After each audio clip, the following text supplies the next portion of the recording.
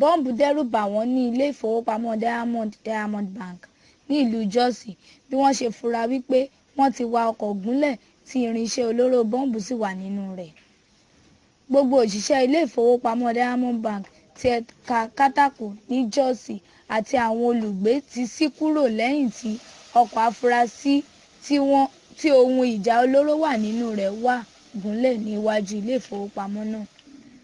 Iléeṣẹ́ G-Town Connect Metro kójọpọ̀ wípé wọ́n ti wa ọkọ̀ náà gúnlẹ̀ fún ọjọ́ kan àti ọ̀pọ̀ wákàtí sẹ́yìn tí ẹnikẹ́ni kò sì wá fún un.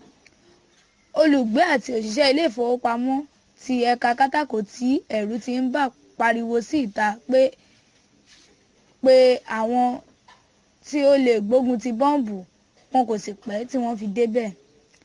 Àwọn tí ó ń gbógun ti bọ́ǹbù dí ọ̀nà tí ọ̀pọ̀ ènìyàn ń gbà láti dáàbò bo ènìyàn pẹ̀lú ọkọ̀ tó ń kọjá.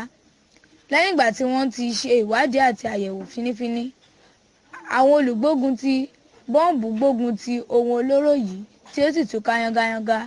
Wo àwòrán sí i nísàlẹ̀.